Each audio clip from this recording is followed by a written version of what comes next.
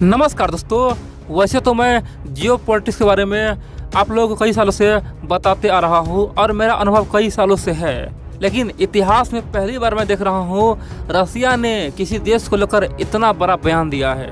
रसिया ने ओपनली कहा है कि भारत के विदेश मंत्री एस जयशंकर जी दुनिया का सबसे सच्चा देशभक्त विदेश मंत्री है और इस विदेश मंत्री से हमें सीखना चाहिए, दुनिया को सीखना चाहिए, दुनिया के इतिहास के हर एक बुक में पढ़ना चाहिए कि किस प्रकार से एक विदेश मंत्री भारत का पूरी तरह से फॉरेन पॉलिसी बदल दिया और बड़े बड़े दिग्गजों को धराशायी कर दिया।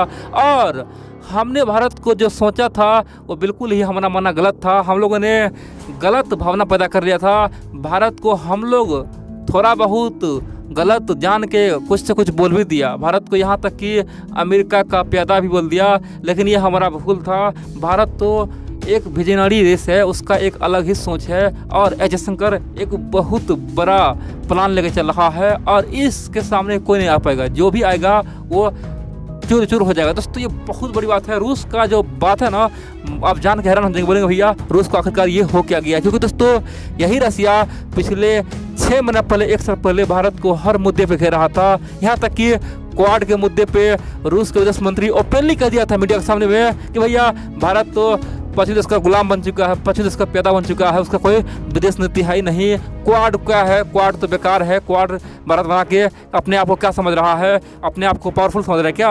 दोस्तों रूस ने बहुत कुछ कहा था, यहाँ तक कह दिया था कि भारत बाद में पछताएगा, भारत को कोई बचाएगा नहीं और भविष्य में रसिया चाइना एक हो जाएगा। दोस्तों तरह तरह की बातें रूस कर रहा था, लेकिन अपने तमाम गलती को सुधारते हुए रूस ने पहले भारत को महाशक्ति बोला है और पूरे दुनिया को चौंका दिया। दोस्तों भारत के लिए ये बयान खासतौर पे अमेरिका को बहुत बुरा लगा और चीन को बहुत बुरा लगा है। इसलिए आप लोग पूरा खबर देखिए आखिरकार हुआ क्या। मैं आपको एक एक पॉइंट बताऊंगा, लेकिन इन सबसे पहले आप लोग को बोल दूं दोस्तों, आप लोग वीडियो पूरा देखते रहें, वीडियो को लाइक करना ही भूल जाते हैं। आप लोग से फिर से अनुरोध है, जितना हो सके वीडियो को लाइक करें, चैनल को सब्सक्राइब करें और वीडियो को शेयर भी करें। जितना हो सके चैनल पर कमेंट भी करें, मैं आपका कमेंट पढ़ता भी हूँ। अब जानते हैं आखिरकार हुआ क्या है। दोस्तों आप लोगों ने सुना होगा गलत फहमी का शिकार दुनिया के बड़े बड़े देश हो जाते हैं और यही हुआ था रूस के साथ पिछले 1 साल पहले। जब भारत पूरी तरह से क्वाड में सक्रिय हो गया था तो रूस बेचैन हो गया था, आखिरकार ये चल क्या रहा है।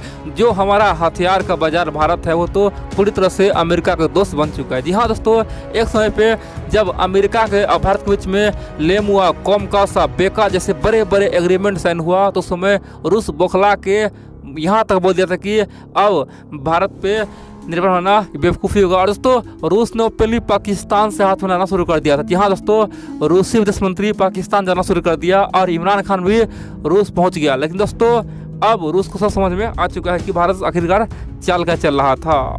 दोस्तों रूस समझ चुका है कि भारत का फॉरेन पॉलिसी दुनिया का एकमात्र सबसे बेहतरीन फॉरेन पॉलिसी है जो आज तक कोई भी नहीं कर पाया। दोस्तों रूस के विदेश मंत्री ओपनली कहा कि भैया भारत सचमुच में एक अलग ही रास्ता चुना हुआ है, ना तो अमेरिका का प्रति झुका हुआ है, ना ही हमारे प्रति झुका हुआ है।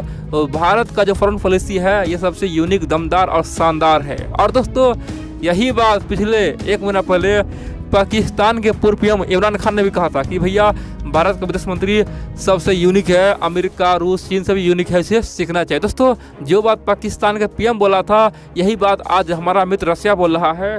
दोस्तों बड़ी बात तो यह है, यही बात पिछले 2 दिन पहले चीन का ग्लोबल टाइम्स बोला कि भैया भारत ने जो किया वो बहुत शानदार किया, अमेरिका में जाके अमेरिका को औकात दिखा दिया, भारत पे हमें गर्व होता है।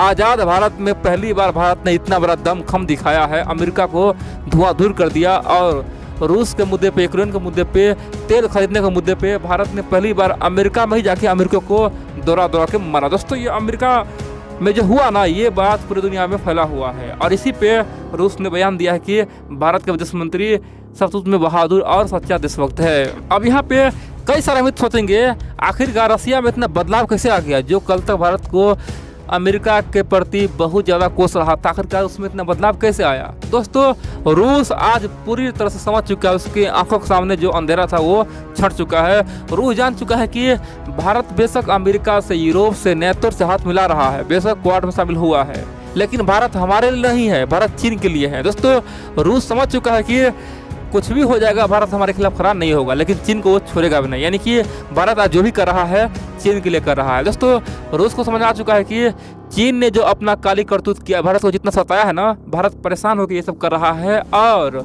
दोस्तों पहले रूस को लग रहा था कि भैया भविष्य में क्वाड हमारे लिए खतरनाक होगा, क्वाड हम पे हमला कर देगा, लेकिन दोस्तों ऐसा नहीं हुआ। देखेंगे तो यूक्रेन युद्ध का लगभग 2 महीना होने वाला है, लेकिन क्वाड चाहे कुछ भी कर ले, भारत ने एक भी बयान रूस पे नहीं दिया।